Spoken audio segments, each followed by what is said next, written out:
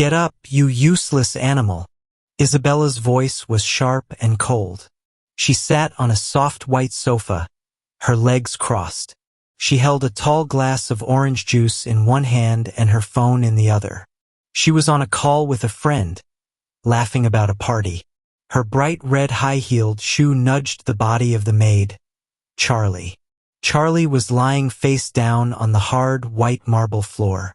A mop and a gray bucket full of dirty water sat next to her. Spilled. She fainted, Isabella told her friend, rolling her eyes. Can you believe it? These poor black people are so weak. They have no strength at all. She just fell over. Isabella drew her foot back. She was going to nudge Charlie again, harder this time, to see if she would move. But just as she did, a deep, angry voice yelled from the doorway. Isabella, stop! A man in an expensive suit, Eddie, stood there. His face was dark with anger. He had just come home from a long trip. He dropped his black suitcase, and it hit the marble floor with a loud crack. Isabella's smile disappeared. Her face turned white with shock. She jumped up from the sofa, dropping her phone. Eddie, she stammered. Her voice was suddenly high and sweet. Darling, you're home. You're home a week early. What is this? Eddie demanded. He did not walk to Isabella. He did not hug her. He walked right past her. His eyes were fixed on the small, still girl on the floor. Eddie, she's lazy, Isabella said, rushing after him. She's just lazy. I found her sleeping on the job. She is faking it. But Eddie did not listen. He only had eyes for the girl on the floor. Isabella loved her billionaire, Eddie. But she hated the one person he still loved, his lost daughter. For weeks, Isabella had tortured the new janitor. She was about to learn that the girl she treated like trash was the one person she could never, ever hurt. Welcome back, my beautiful family and friends. If you're listening, hooked, and already enjoying the story, please hit subscribe. Tell me in the comments where you're listening from. I love seeing our community around the world. Tomorrow, I'm dropping another sweet story, so don't miss it. And the first 4 people to comment with their real names will be featured in our next story. Now, let's continue. But to understand how this terrible moment happened, we have to go back to where it all really began. It started in a small room, a room filled with nothing but love. 15 years ago, Charlie was a little girl of 4. She was found sitting all alone on a park bench. It was getting dark, and she was crying. She was cold and she was scared. She could not remember her parents. She could not remember her name. All she had was one small thing held tight in her tiny hand. It was a cheap, metal, heart-shaped locket on a thin chain. A woman named Elena found her. Elena was a vendor. She sold vegetables from a small cart on the street corner. She did not have much money. She lived in a tiny, 2-room apartment on the 4th floor of an old brick building. But her heart was big and warm. She looked at the crying little girl and knew she could not leave her. She took her home. She gave her a hot bath. She gave her a warm bowl of soup. I will call you Charlie, Elena said, her voice soft like a blanket. And this will be your home. Elena raised Charlie as her own daughter. Life was never easy. It was always a struggle. But it was a life filled with love. Charlie grew up in that small apartment. She would come home from school and the whole building would smell like the soup Elena was cooking.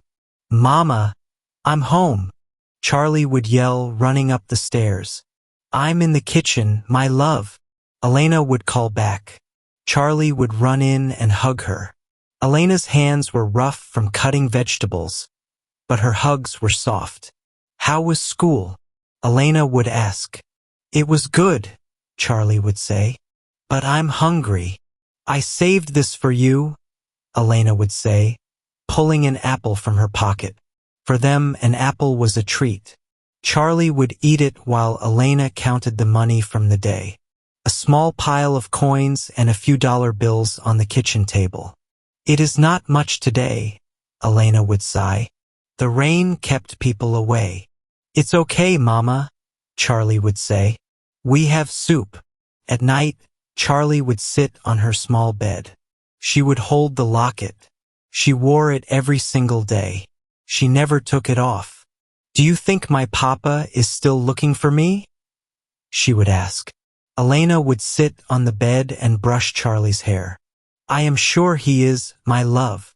Charlie would open the locket. The metal was old, but the words inside were still clear.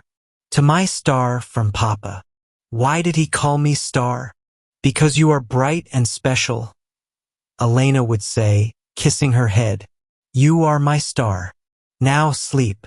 Charlie grew up to be 19. She was kind and strong, just like Elena.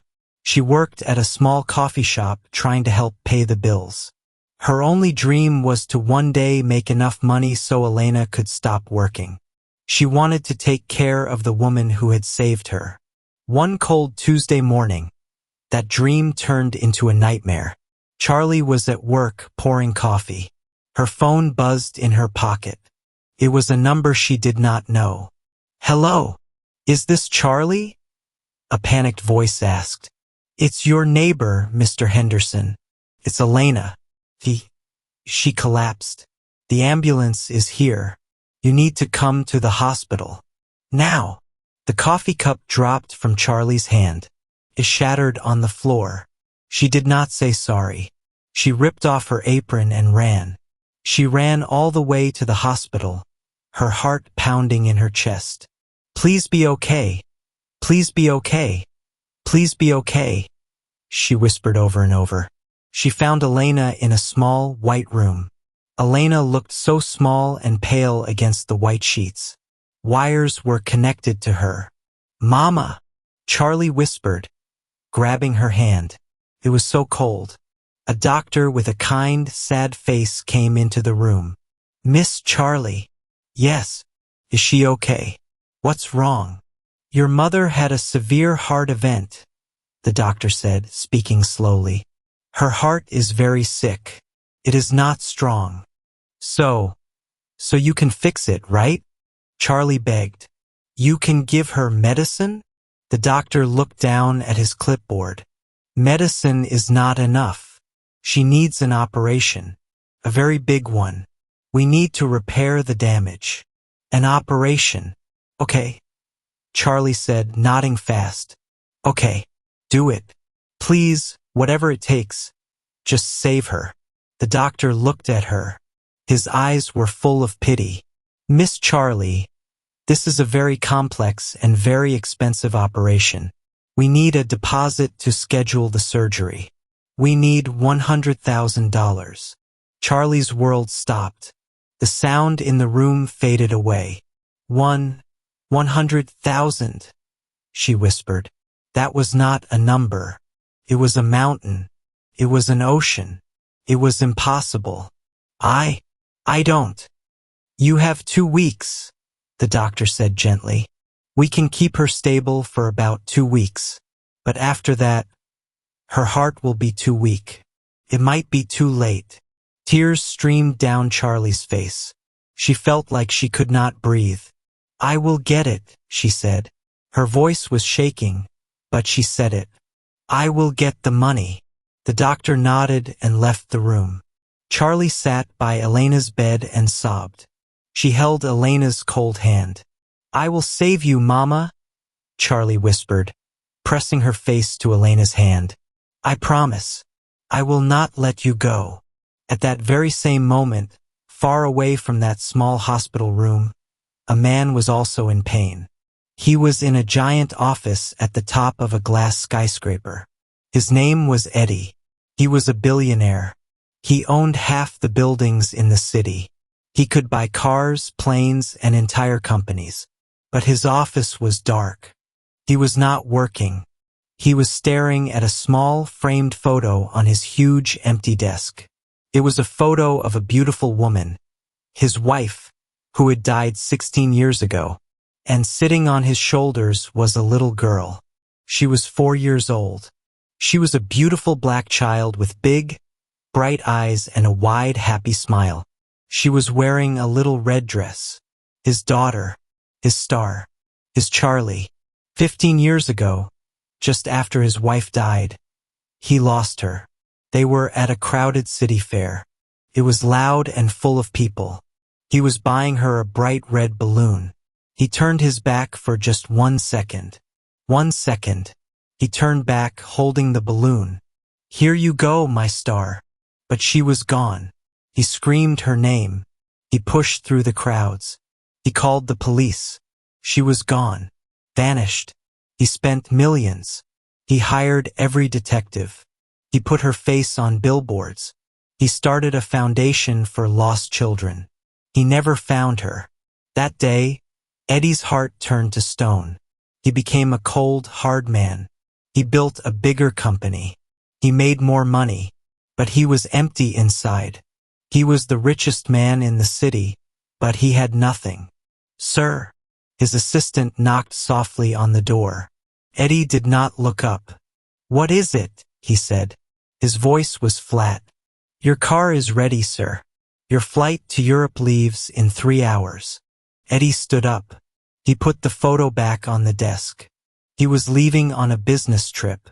He would be gone for a whole month. "Tell Isabella she is in charge of the house while I am gone," he said. "Yes, sir," the assistant said. Eddie grabbed his coat. He did not say goodbye. He was going to Europe to close a deal that would make him another $1 billion. He did not care. He just wanted to feel something again. He had no idea that the one person who could make him feel, the one person he was looking for, was about to walk right into his home. Charlie was desperate. The $100,000 was a wall. She had 2 weeks. The clock was ticking. She quit her job at the coffee shop. It would never pay enough. She went to a staffing agency, a special one that found jobs for the very rich. "I will do anything," Charlie told the woman at the desk. She was shaking. "Cleaning, cooking, gardening, anything. Please, I need to make money. It's a family emergency. It's life or death." The woman looked at her computer. She looked at Charlie's simple clothes and worn-out shoes. "These jobs are very demanding," the woman said. "I am a hard worker," Charlie pleaded. "I will work 24 hours a day. Please." The woman sighed. "There is one job. It just opened. It's a live-in janitor position at a very large mansion in the hills. The owner is away, but his girlfriend is managing the house. The pay is very, very good." Charlie's heart leaped. "I'll take it. I'll take it right now." "You start tomorrow morning," the woman said. "A car will pick you up at 8 a.m. The owner's name is Eddie." The name meant nothing to Charlie. It was just a name. It meant hope. It meant she could save Elena. The next morning, a fancy black car picked her up. Charlie felt strange, sitting on the soft leather seats. The car drove for a long time, up a winding road high into the hills. It stopped at a gate. It was a giant black iron gate at least 20 feet high. The gate opened slowly. Charlie looked out the window. Her mouth fell open. It was not a house. It was a palace. It was made of shining white stone and huge windows of glass. A giant fountain splashed water in the front yard. The grass was greener than any grass she had ever seen. I don't belong here," Charlie whispered. She clutched the locket under her shirt. "This is for Mama. I can do this. I have to do this." The car stopped. The driver opened her door. "She is waiting for you at the front door," the driver said. Charlie got out. Her legs felt like jelly. She walked up the wide stone steps. A woman was standing in the doorway. She was the most beautiful woman Charlie had ever seen. She had dark hair and perfect skin. She was wearing a bright yellow shirt, a tight black skirt, and red high-heeled shoes. This was Isabella. Isabella was on her phone, laughing. She looked at Charlie and her smile faded. She held the phone away from her ear. "What do you want?" Isabella said. Her voice was bored. I'm Charlie. From the agency," Charlie said. "I'm the new janitor." Isabella looked Charlie up and down. She looked at her cheap shoes and her old jeans. She looked at her hopeful, nervous face. Isabella rolled her eyes. "So you're the new help," she said. "You look weak. Don't waste my time. Come inside." Isabella turned and walked away, her red heels clicking loudly on the shiny marble floor. Charlie took a deep breath. She stepped out of the sunlight and into the cold, giant house. The heavy door shut behind her with a thud. The long, hard days had just begun. "These are your duties," Isabella said. She held a long 3-page list in her hand.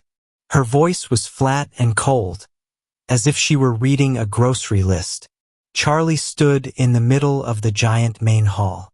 She was still wearing her old jeans. She felt very small. "You will wake up at 5 a.m., not 5:01. 5, Isabella said. "You will clean the entire kitchen, the main dining room, the breakfast room, and all 6 bathrooms before I wake up at 9. Charlie's eyes went wide. That was impossible work for one person. "After I have my breakfast," Isabella continued, "you will scrub the floors in the main hall. You will dust all the furniture. You will polish all the silver. And we have a lot of silver." She did not look at Charlie. She was looking at her own perfect, red fingernails. "You will have a break for lunch at exactly 1 p.m. You have 30 minutes. Your food is in the staff kitchen. You will eat what the cook prepares. At 1:30 p.m., you will clean the pool area. You will sweep all the patios. You will then clean the 2 guest houses. You will finish at 9 p.m. 9 at night?" Charlie asked, her voice small. Isabella finally looked at her. Her eyes were like ice. "Is that a problem? The agency said you would do anything." "No," Charlie said quickly. "No, it's not a problem. I can do it." "Good," Isabella said. "Your room is in the basement. Down those stairs." She pointed to a small, hidden door near the kitchen. "Here is your uniform. It's the only one you get. You will wash it yourself every night. Now go change and then start with the kitchen. It's dirty from last night's dinner." Isabella turned and clicked away on her red high heels, disappearing up the giant, curving staircase. Charlie let out a deep breath. She felt like she was suffocating. She opened the small door. The stairs were dark and narrow. The basement was cold. Her room was tiny. It had a small, hard bed, a little wooden dresser, and one small light bulb hanging from the ceiling. There was no window. Felt like a prison cell. Charlie sat on the edge of the bed. The house above her was so quiet, it was scary. She wanted to run. She wanted to run back to her warm, small apartment. She wanted to hug Elena. But then she thought of Elena's pale face in the hospital. She thought of the $100,000. "I can do this," she whispered to the empty room. She touched the locket under her shirt. "I have to do this. For Mama." She quickly changed into the stiff black and white uniform. It was a little too big for her. She tied her hair back, walked up the stairs, and went to the kitchen. The first week was a blur of pain. Charlie's body hurt in places she did not know could hurt. Her back ached from bending over. Her knees were bruised from scrubbing the floors. Her hands were red and raw from the strong cleaning chemicals. She woke up in the dark. She went to sleep in the dark. She was always tired. Isabella was like a ghost. She would appear when Charlie was in the middle of a job. She would not say hello. She would only point out a mistake. "You missed a spot," she said, pointing to a tiny speck of dust on a giant glass table. Do it again. All of it. Charlie, who had just spent an hour cleaning the table, had to clean it all over again. The floor is sticky, Isabella would say, even though the floor was perfectly clean. Scrub it again. This time, use more soap. Charlie was also hungry. All the time. The house was filled with food. The giant refrigerators were full of fruits, meats, and expensive cakes. But Charlie was not allowed to touch any of it. Her meals were small. A piece of bread for breakfast. A small bowl of soup for lunch. For dinner, she was allowed to eat the leftovers from whatever Isabella ate. But Isabella ate almost nothing. She would eat 2 or 3 bites of a large, beautiful meal and then push it away. The cook would then have to throw all the food in the trash. "Can't I eat that?" Charlie asked the cook, a kind older woman named Maria. Maria looked sad. "Mistress Isabella told me to throw it all away," she said. She said she doesn't want the help getting fat. So Charlie went to bed hungry. Her stomach would twist in pain. But at the end of the first week, she got her paycheck. The numbers on the check made her cry. It was more money than she had ever made in a month at the coffee shop. She ran to her small room. Her hands were shaking. She called the hospital. "I have money for Elena," she said to the nurse. "I am sending it now. Is she okay?" "She is stable," the nurse said gently. "She misses you. This is a very good start, Charlie. But it is still a long way from the deposit." Charlie hung up. She looked at the check. It was a good start, but it was not enough. She needed more. She had to stay.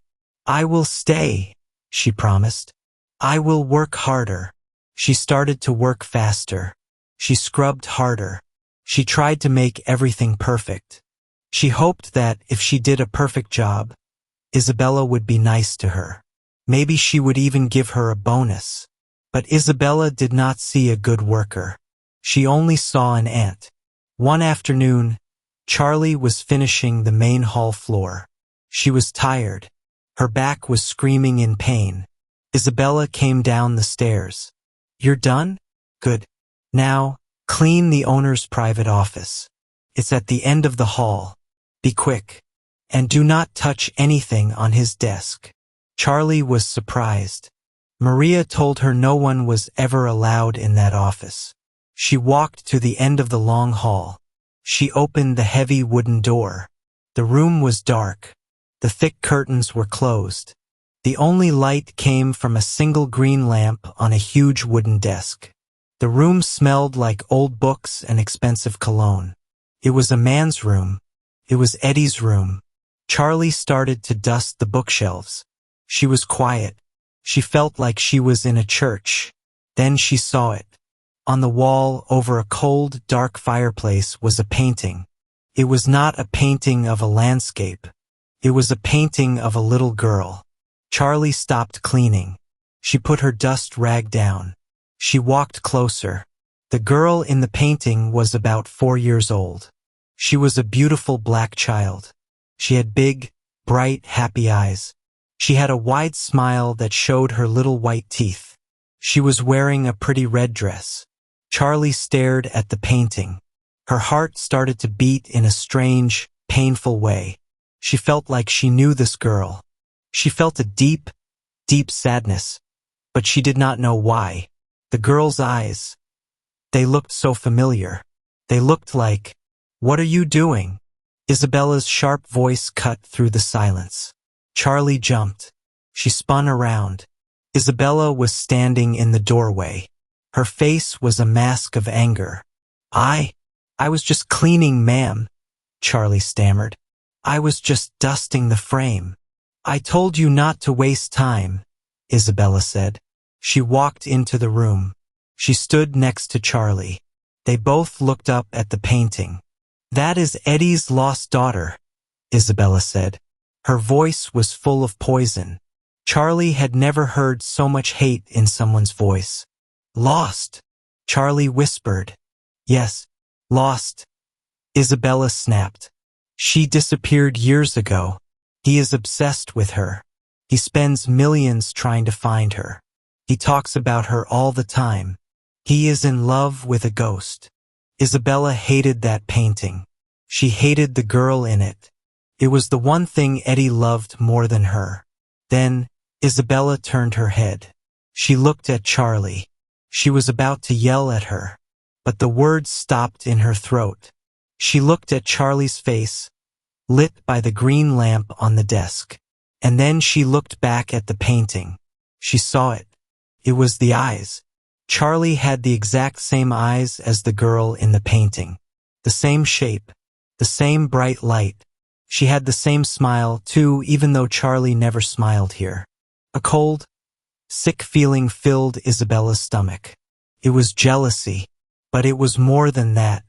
It was a deep, terrible fear. This poor, dirty janitor looked like her. You look a little like her, Isabella whispered. She said it like it was a curse. I'm sorry, ma'am, Charlie said. She was scared and confused. It makes me sick, Isabella said. Her face was pale. She looked at Charlie as if she were a snake. Get out, she said. But I haven't finished I said, get out, Isabella screamed. Her voice was loud and ugly. And don't you ever come in this room again. Do you hear me? Charlie ran. She ran out of the office, her heart pounding. She did not understand what just happened. But Isabella understood. From that day on, Charlie's life changed. It went from hard to a living hell. Isabella was not just a mean boss anymore. She was a monster. She was on a mission to break Charlie. She wanted to hurt the girl who looked like the ghost. If you were Charlie, what would you do? Would you stay and suffer for the money to save someone you love? Or would you run to save yourself? It is a hard question. Charlie stayed. The next week, Isabella had friends over. They were 3 women, all just like her. They were loud. They wore expensive clothes. They sat by the big blue pool, drinking. Isabella, darling, one of them said, I'm so thirsty. Where is your maid? She is so slow. Oh, she is the worst, Isabella said, laughing. She is so clumsy. Just watch this.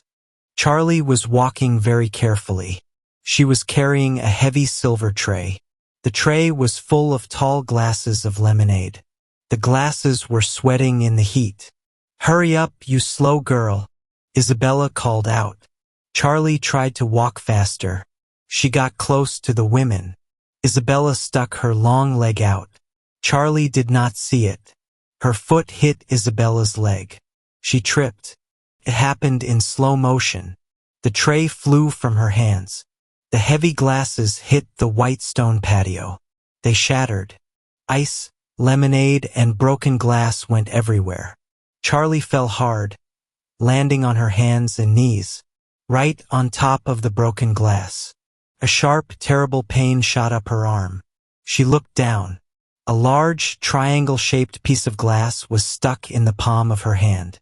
Blood began to pour out. Bright red blood on the white stone. Charlie gasped. The pain was so bad. She could not speak. But the women did not gasp. They laughed. Isabella and her friends burst out laughing. It was a high, cruel sound. Oh my God! One of them shrieked, holding her stomach. Did you see that? She fell like a bag of rocks. You are so clumsy, you stupid girl. Isabella laughed. She looked down at Charlie, who was on her knees, crying in pain. Look at this mess.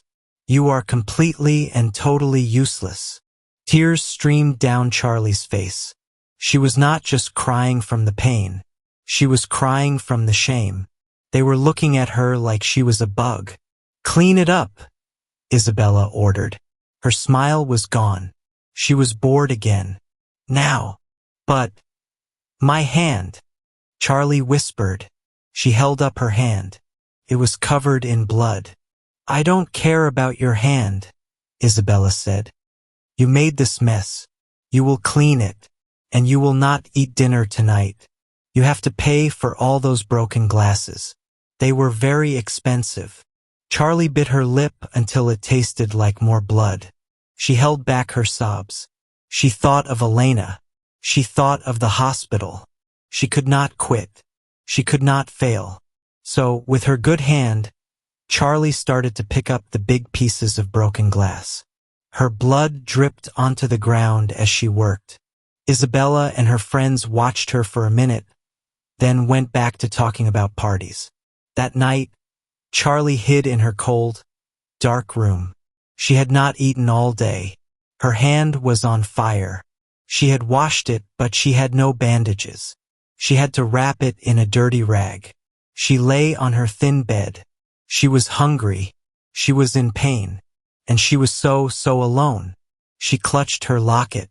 "Papa," she whispered to the darkness. "Help me, please. I am so tired." She closed her eyes and cried. She did not know that her pain was almost over. She also did not know that the worst, most terrible day of her life was still to come. The next 2 weeks were not just hard. They were a slow, grinding torment. Charlie felt herself disappearing. She was no longer a person. She was a pair of hands, pair of knees, a sore back. She was a ghost who moved through the giant, empty rooms, scrubbing, polishing, and sweeping. She barely spoke. She barely ate. Isabella's cruelty was no longer casual. It became her main focus. It was as if Charlie's pain was the only thing that made her happy. Isabella was on a mission to break the girl who had the same eyes as the painting. One evening it was storming. The wind and rain hit the giant windows like angry fists. Charlie had just finished cleaning the kitchen for the 3rd time that day and was about to go to her cold room. "Where do you think you're going?" Isabella called from the living room.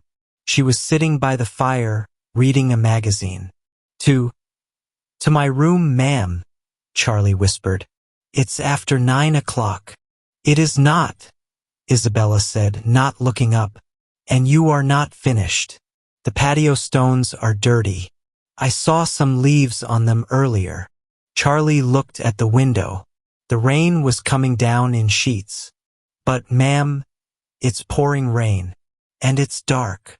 Isabella finally looked up. She had a small, cruel smile on her face. "So, use a flashlight.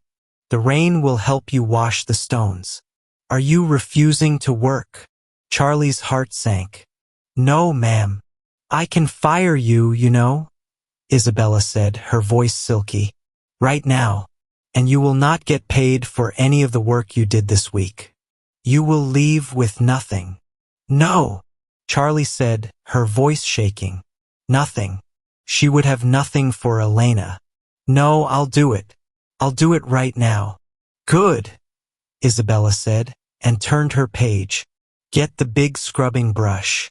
And don't come back inside until every single stone is clean." For 6 hours, Charlie was on her hands and knees in the freezing, driving rain. She had a small, weak flashlight that barely cut through the darkness. The wind was so strong, it almost knocked her over. Her thin uniform was soaked in seconds. The cold, wet fabric stuck to her skin. Her hands were so cold, she could not feel them. She just held the brush and scrubbed. Back and forth, back and forth. The rain mixed with the soap and her own tears. She was not just scrubbing stones. She was scrubbing away her hope. "I can't do this," she whispered to the storm. "Mama, I'm so sorry. I'm not strong enough."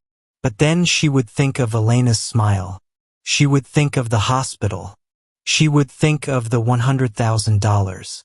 So she kept scrubbing, stone after stone. The patio was huge. It wrapped all the way around the back of the giant house. By the time she finished, it was almost 3 a.m. The rain had finally slowed to a drizzle. She stumbled back to the basement door. She was shivering so hard, she could barely turn the knob. She fell into her room. She did not have the energy to change out of her wet clothes. She just collapsed onto the thin, hard mattress. She fell into a dark, restless sleep. Beep, beep, beep. The alarm on her cheap phone went off. It was 5 a.m. Charlie opened her eyes. The room was spinning. Her head felt like it was full of hot sand. Her throat was on fire. A deep, wet cough shook her whole body, and pain shot through her chest.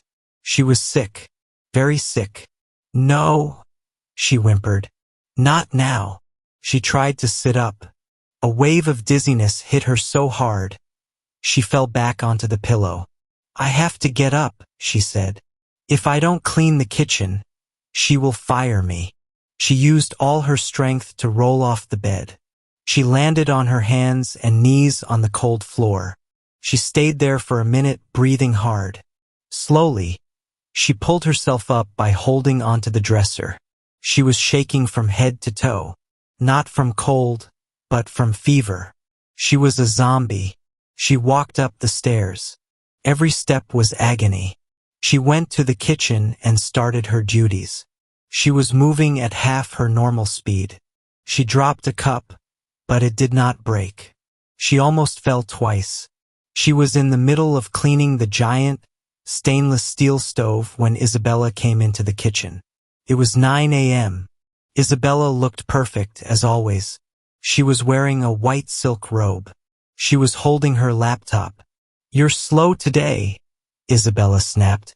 This kitchen should be finished by now. I'm sorry, ma'am, Charlie whispered.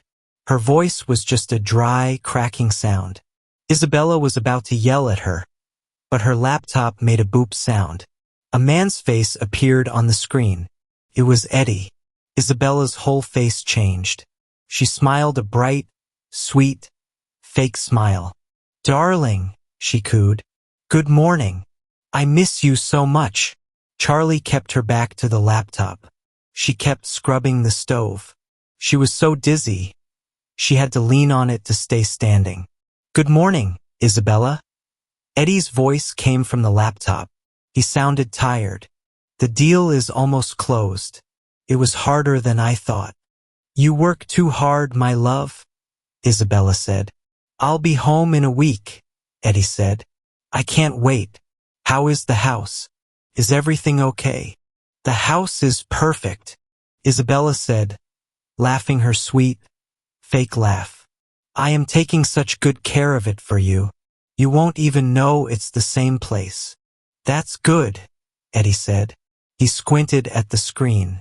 Is that the new cleaner in the background? Charlie froze. Isabella's face tightened for a second. She quickly turned the laptop so the camera was only on her face. Yes, darling, she said smoothly. She's wonderful. A very, very hard worker. Just what we needed. Good, Eddie said. That's good. Listen, I have to go. I'll call you tonight. Goodbye, my love, Isabella said. The call ended. Isabella slammed the laptop shut. The sweet smile was gone. Her face was red and ugly with anger. She turned to Charlie. He is coming home in 1 week, she hissed. 1 week. This entire house must be perfect. It must be cleaner than it has ever been. It must shine. Yes, ma'am, Charlie whispered, coughing. Isabella's eyes narrowed. What is wrong with your voice? Are you sick? I think I have a small cold, Charlie said. She could not admit how sick she really was. A cold, Isabella said, disgusted. I don't care. Sickness is for weak people. You are not allowed to be sick. And if you get me sick, she said, pointing a finger at Charlie, I will fire you on the spot. Do you understand me? Yes, ma'am, Charlie whispered. Her head was pounding. Good. Now you are finished in here. I have a new job for you, Isabella said. A very important job. She led Charlie out of the kitchen and into the giant main hall. The one with the 20-foot high ceilings. I want you to wash every single wall in this hall, Isabella said. By hand. With a small sponge. I want every inch scrubbed. I saw a fingerprint on one of them yesterday. It's disgusting. Charlie looked up. The walls went up forever. It was an impossible job. It would take a whole team of cleaners' days to do. I will need a ladder, ma'am, Charlie said. She could barely stand. How could she climb a ladder? Then go find one in the shed, Isabella snapped. And be quiet. I am going to the spa for the entire day. I cannot stand to be around sick people. I expect this to be finished when I return. Isabella grabbed her expensive purse and left. The front door slammed shut, and the house was silent. Silent, except for the sound of Charlie's terrible, wet cough. I can't, she whispered to the empty hall. I can't do this. She slid down the wall and sat on the cold floor. She wanted to give up. She wanted to lay down and just stop. Her phone buzzed in her pocket. She pulled it out. It was a text from the hospital nurse. Elena is asking for you. She is a little weak today, but her spirits are good. She said to tell you she loves you. Tears welled in Charlie's eyes. Mama. The text gave her a tiny, last piece of strength. I will do this, she said, her voice hoarse. I will do this for you, Mama. It took her 30 minutes just to drag the heavy, tall ladder from the storage shed. Her arms felt like they were made of lead. She started to work. Climb up the ladder. Dip the sponge in the bucket. Scrub. Climb down. Move the ladder 2 feet. Climb up. Dip. Scrub. Climb down. It was a slow, painful torture. Her body was on fire with fever. Her head was spinning. The strong, chemical smell of the cleaning soap made her want to be sick. Twice she almost fell. She was at the very top of the ladder, trying to reach a high corner. A wave of dizziness hit her so hard, the whole world turned black. She grabbed the ladder with both hands. Her body was shaking. She closed her eyes and prayed. Please, please, don't let me fall. The moment passed. The world swam back into view. She kept going. She did not eat. She had no time. She had no hunger. All she did was drink water from the tap. Morning turned into a blurry afternoon. Afternoon turned into a dim evening. Her body was screaming. Her arms were numb. Her cough was worse. But she finished. As the sun set, she climbed down the ladder for the last time. She looked up. The walls were perfect. They were clean. She had done it. She put the heavy ladder away. Her body was finished. She had nothing left.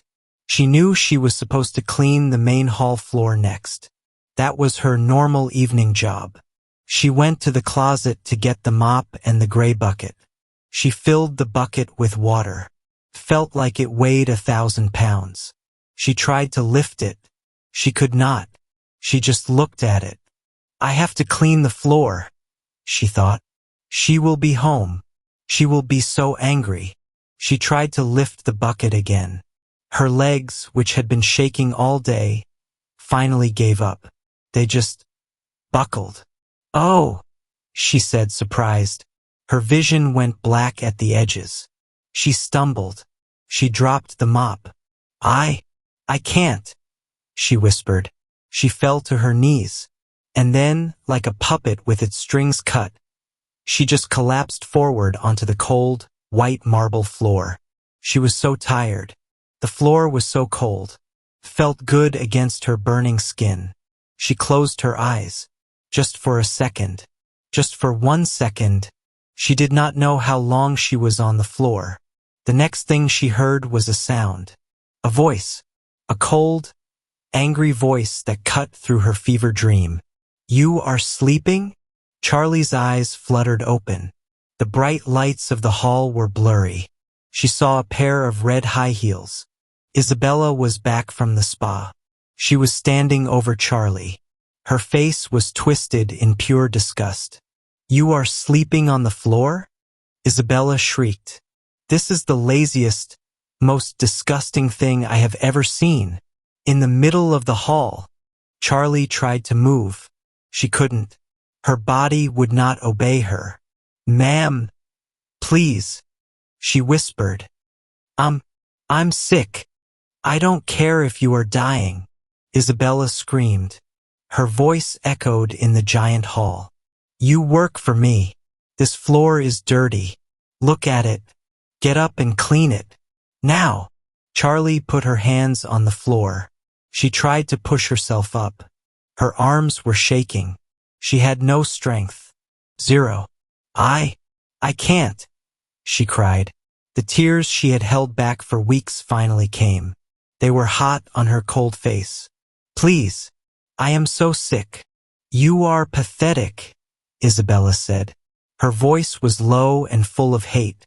"You are just like all poor people. Weak, lazy, good for nothing." Charlie watched, her vision blurry, as Isabella took out her phone. She walked over to the soft white sofa and sat down, crossing her legs. "I'm going to call the agency," Isabella said, her voice suddenly calm and cheerful. "And I'm going to have you thrown out. Right now. Tonight. And I will tell them not to pay you. You will not get a single dollar for all your hard work." "No!" Charlie cried. That one word. No money. It was like a knife in her heart. Elena. The hospital. The promise. "Please," Charlie begged. It was a raw, broken sound. She was so desperate. She began to crawl on her hands and knees. She crawled the few feet to the mop. She grabbed the mop handle. "Please, I'll clean," she sobbed. "I'll clean. Don't call." She used the mop to try and pull herself up. She was shaking all over. She managed to get to her knees. She was so dizzy. She thought she would be sick, but she couldn't stay up. She was too weak. She fell again, this time hard on her side. The mop fell with her, splashing dirty water on the floor. Isabella laughed. A real ugly laugh. She put her phone to her ear. "Hello? I'm calling about one of your cleaners." This was it. This was the end. Charlie's body finally gave up. The last tiny bit of her will was gone. She couldn't fight anymore. Her eyes rolled back. She fainted. She was completely, deeply unconscious. Isabella looked down at her. But useless. She continued her phone call, her voice bright and happy. "Hi, Jessica. You will not believe what my maid just did." She fainted. Right in the middle of the hall. I know, right? So dramatic. She stood up from the sofa and walked over to Charlie's still body. She sat on the edge of the sofa, right next to her. She crossed her legs. "She's just lying here," she said into the phone, laughing. She put her red shoe on Charlie's back and nudged her. "Get up, you useless animal," she said, laughing to her friend. And that was the exact moment the front door unlocked and swung open. "Isabella, stop." Eddie's voice was a roar, a sound of pure thunder that seemed to shake the giant glass windows. He dropped his heavy black suitcase. It hit the perfect white marble floor with a loud, sickening crack. Isabella froze. Her body went completely stiff.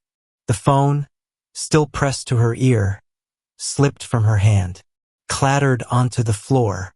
Her face, which was twisted in a cruel, mocking smile just a second before, went as white as the marble she was standing on. Pure, cold terror filled her eyes. "Eddie!" she cried. Her voice was a high-pitched squeak. She jumped up from the sofa, smoothing down her yellow shirt. "Darling, you're home. You're home a week early. What a surprise." Eddie didn't even look at her. He walked right past her, his expensive shoes silent on the floor. His eyes were locked on the small, still body lying next to the spilled bucket. "What is this?" he demanded. His voice was not a yell anymore. It was a low, dangerous growl. "She's lazy, Eddie," Isabella said, rushing to his side. She tried to grab his arm, but he moved it away. Her voice was frantic, desperate. I told you, she's a terrible worker. I found her sleeping on the floor. She's faking it. She's just a lazy, worthless.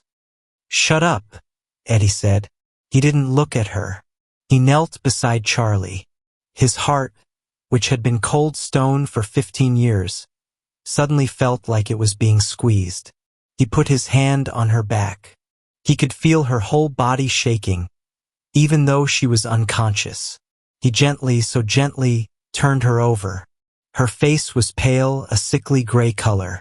Her lips were blue and cracked. There were dark, purple circles under her eyes. He touched her forehead. It was burning hot, but her hands, when he touched them, were as cold as ice.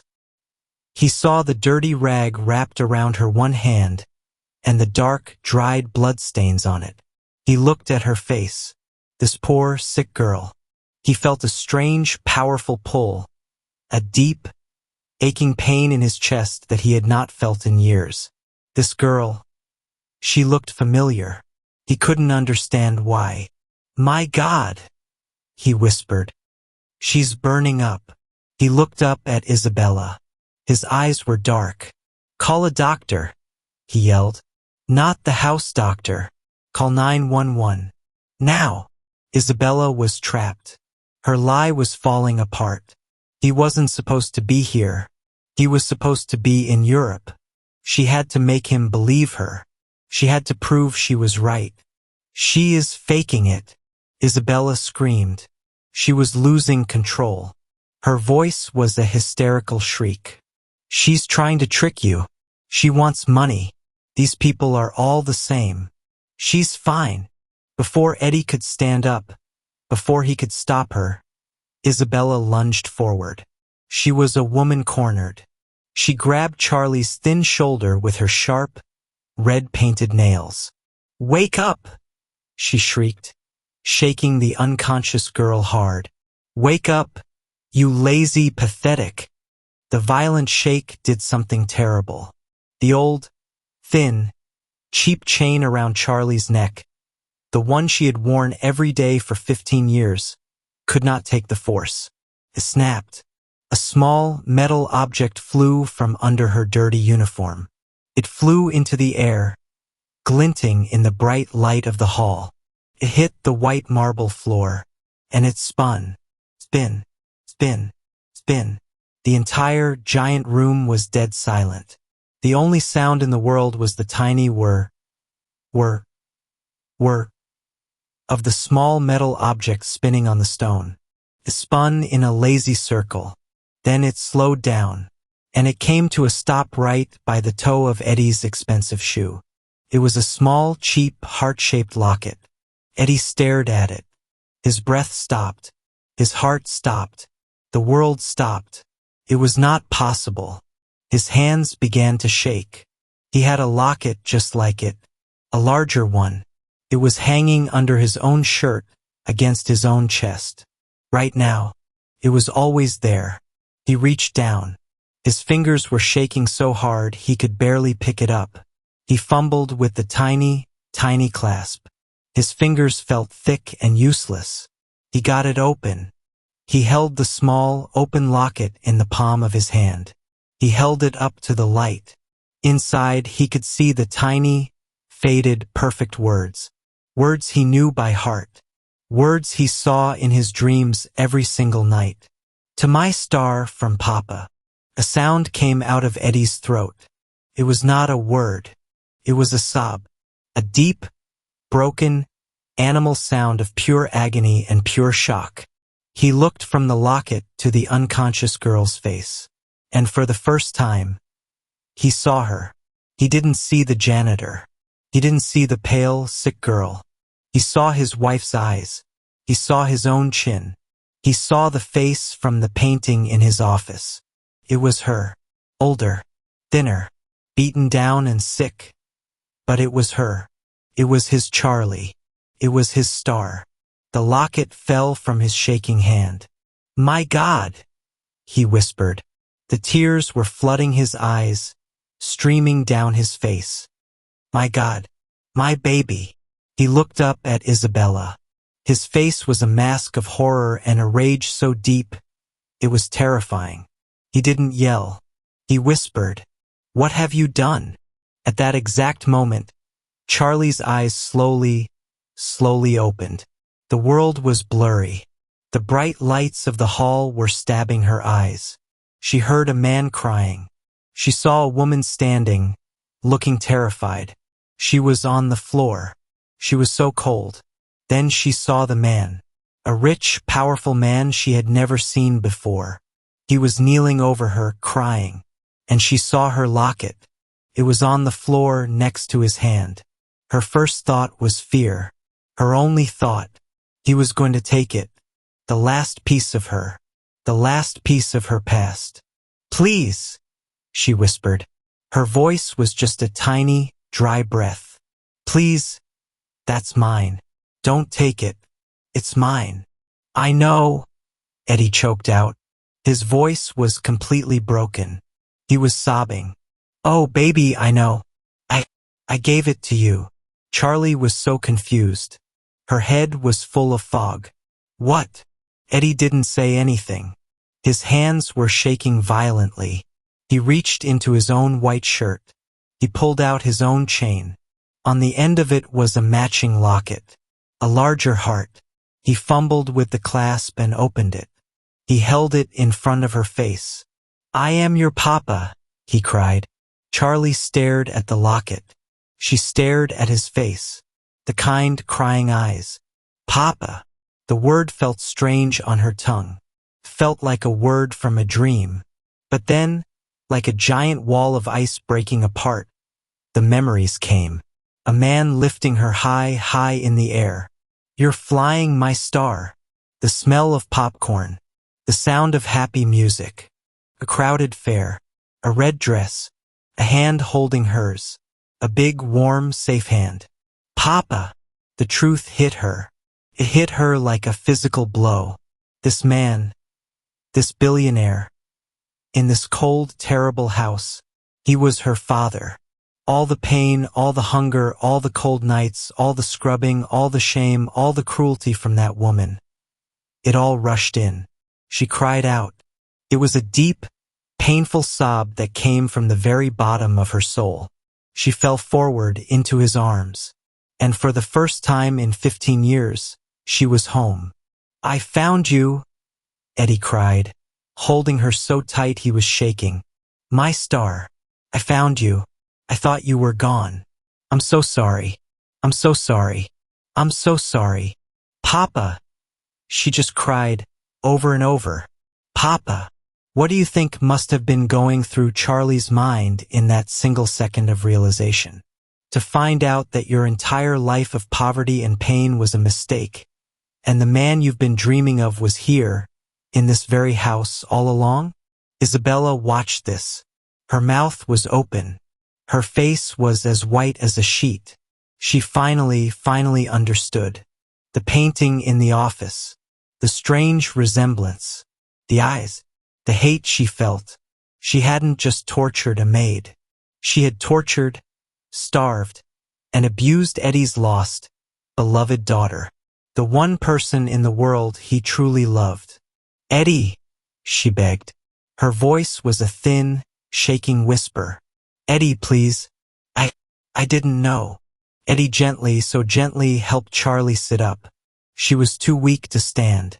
He was still holding her. He looked at Isabella. "Eddie, I swear I didn't know," she cried, taking a step toward them. "If I had known, I just thought she was lazy. It was a mistake. A terrible mistake." Eddie looked at the woman he thought he knew. He saw her beautiful face, now ugly with fear. He saw the red high heel she had been nudging his daughter with. He saw the glass of juice on the table. He felt nothing. No, that wasn't true. He felt a cold, pure ice. He gently helped Charlie lean against the sofa. He took off his own expensive $5,000 suit jacket. He wrapped it around her, covering her thin, dirty uniform. He covered his star. Then he stood up. He turned to Isabella. His face was pure ice. He did not yell. He spoke very, very quietly. "You have 5 minutes," he said. "Eddie, listen to me," she pleaded, tears of panic in her eyes. She grabbed his arm. "We can talk about this. I love you. I love you, Eddie." He pulled his arm away from her, as if her touch was poison. "You have 5 minutes to get your things," he said again, his voice deadly. "Then, get out of my house." "But I have nowhere to go." "You can't," she shrieked. "Everything I have is here. Please. It was a mistake. Get out." "But I love you. Get out," Eddie roared. The sound was terrifying. It was the sound of a heart breaking and a king giving an order. Isabella stumbled back. She had never, ever heard him yell like that. She saw the look in his eyes. It was not anger. It was not sadness. It was pure, bottomless hate. She knew in that second that she was finished. She turned and ran. She ran up the giant, curving staircase. She was sobbing, but not for Charlie. She was sobbing for her cars, her money, her life. She ran into the bedroom, grabbing at her jewelry, her purses. Eddie turned back to Charlie. He was all father now. The billionaire was gone. He knelt in front of her. "My daughter," he said, his voice thick with tears. He touched her face, his hand shaking. "My Charlie." He pulled out his phone. His first call was not to 911. It was to his personal doctor, the best doctor in the country. "David," he said into the phone, "get to my house. Now." "No, I don't care what you're doing. This is life or death. It's my daughter. It's Charlie." He hung up. Charlie looked up at him. The fever was making her dizzy, but one thought cut through the fog. "Mama," she whispered, grabbing his shirt. "Mama, Elena, she's in the hospital. She needs an operation." Eddie's heart broke all over again. His daughter, sick and broken, was worried about someone else. "It's okay, my star," he said, his voice soft. "It's okay. I've got her." He made his second call. He called the main administrator of that hospital. "This is Eddie," he said. His voice was pure power. "There is a patient in your hospital. Her name is Elena. She is waiting for heart surgery." Charlie watched him, her eyes wide. "I am paying for everything," Eddie said. "I want her to have the best private room. I want the best heart surgeon in the country. If he is not at your hospital, I want you to fly him in. I will pay for the jet. I don't care what it costs. Do you understand me?" He listened for a second. "Good. You will treat her like she is my own family. Because she is. She saved my daughter's life." He hung up the phone and looked at his daughter. "She will be okay," he promised. "I will take care of her, just like she took care of you." Charlie cried again. But this time, they were not tears of pain or sadness. They were tears of relief. The giant $100,000 mountain that she had been trying to climb. He had just moved it, with one phone call. Just then, Isabella came running down the stairs. She was carrying 2 giant, expensive purses. She was crying. "Eddie, please," she whispered one last time. Eddie didn't even look at her. He just pointed to the open front door. Isabella's face crumpled. She looked at Charlie, who was wrapped in Eddie's jacket. She looked at the man who would never love her. And she walked out the front door, into the night with nothing. The door clicked shut. The house was silent. Eddie turned to Charlie. She was so weak. She was already falling asleep, her body finally letting go. "Come on, baby," he whispered. He slid his arms under her. One under her knees, one under her back. He lifted her up. She weighed nothing. He held his daughter in his arms for the first time in 15 years. He did not take her to the basement. He walked past the kitchen. He walked past the main hall. He walked up the giant, curving staircase. He carried her down the long, soft hallway. He walked past Isabella's empty room. He walked past his own dark office. He carried her to the largest, most beautiful bedroom at the end of the hall. It was the master guest room, a room with giant windows and a bed as big as a car. He gently laid her down on the soft, white blankets. He pulled off her old, worn-out shoes and threw them in the trash. He tucked the blankets around her. The doctor would be here soon. She would be okay. Elena would be okay. "You're home, my star," he whispered, sitting on the edge of the bed. He brushed the damp hair from her forehead. "You're finally home. I am never letting you go again." Charlie opened her eyes, just a little. She saw her father. She was warm. She was safe. She closed her eyes and, for the first time in her life, she truly, deeply slept. The long, cold nightmare was over. The janitor was gone. The lost daughter was home. Thank you for listening all the way. Your support means everything. Subscribe, leave a comment with your real name and where you're from, and you might see your shout out in the next story. See you tomorrow. Same time, same good energy.